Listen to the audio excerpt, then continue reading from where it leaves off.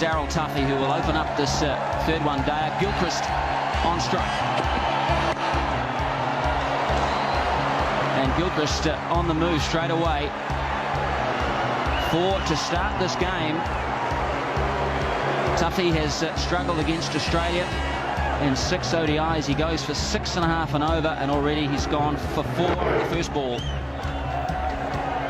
No ball as well. So not the start Tuffy wanted. Gilchrist, not as aggressive as we'd see him normally play that stroke, but he comes into this match not getting any runs under his belt in the initial 2 one-dayers. Be a little nervous. Another no ball there from Tuffy, so straight away you just wonder whether he's just a little bit too tense. He's to the pump a little bit. The selectors will want to see more, the coach wants to see more.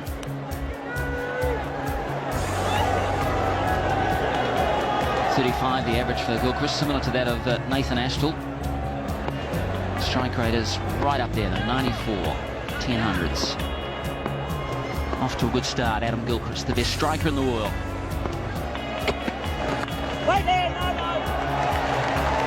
That's Hamish Marshall behind point, and this is a horror start for Tuffy. 3 times he's overstepped. Hamish Marshall is behind point, James Marshall is in front in the cover position.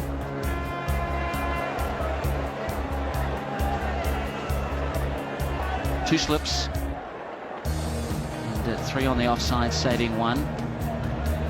So far, Australia 7 for none, and you could say without a ball being bowled. Maybe this time. No ball again. Well, I've never seen 4 in a row to start a match.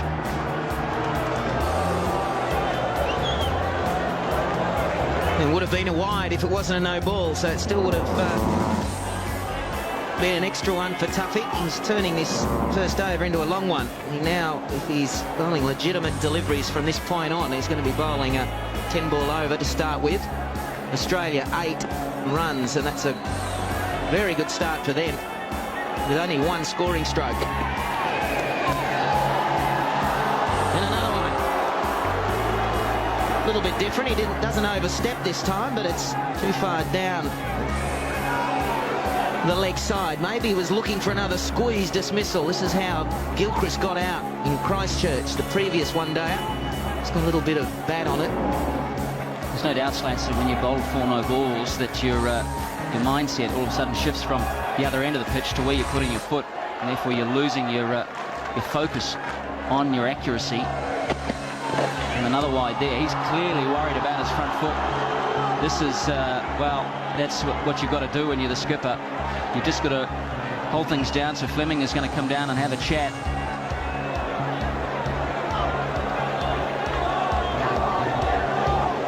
Well, that should be over. That's 6 deliveries gone. So now, if Tuffy is able to bowl his 10 overs, he's actually bowled 11. That's without any more extras. I think there's going to be a couple of wides in there, maybe another no ball, but it's a shaky start from Tuffy. Really not the start that Fleming wanted to see from his Premier Quick. Another good stroke. Might be chased down by McMillan. No, that's gone away for 4, and a legitimate delivery. 14 from 1 ball. Second boundary for Gilchrist. He goes to 8. Extras are already 6. It's 14 for none. It's a tough ground, isn't it? That was a miss-hit from Gilchrist. These short boundaries really didn't get hold of that, and the bat was slicing, and it still ran away for 4. Only just got there.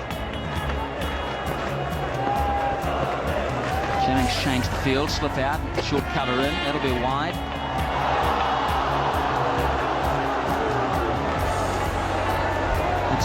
It's not a pleasant feeling, and everyone goes through it in their careers, where whether it be as a batsman, a bowler, or a wicketkeeper, even in the field, just the mind starts to betray you.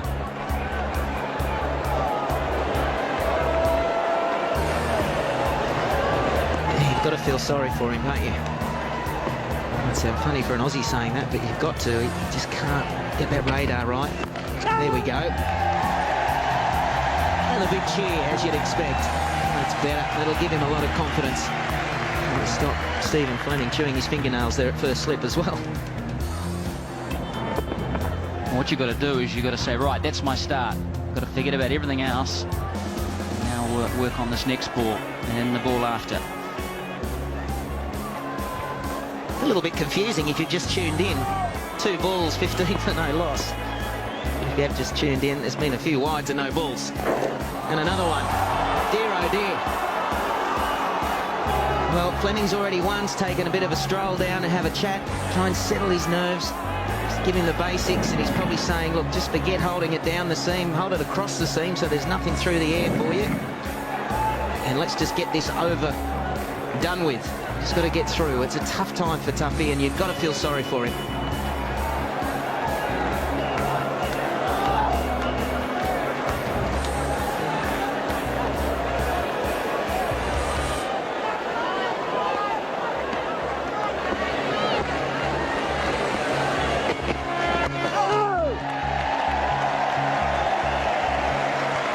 A little bit difficult for Gilchrist at the moment as well, because as an opening batsman, you want to...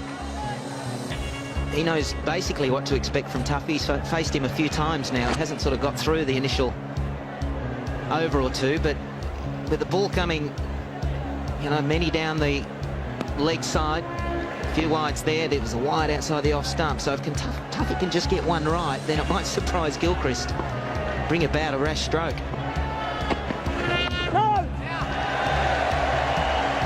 It'll be very difficult at times facing a bowler that's all over the shop. A guy like Shoaib Akhtar can be extremely difficult to face at times. Different to Tuffy because he bowls 15k quicker, but he's at certain days he's all over the place, and then when he gets it right, you're not really expecting it to be on line and a good length. So Tuffy can make the most of these extra deliveries he has to bowl, and there's a few of them.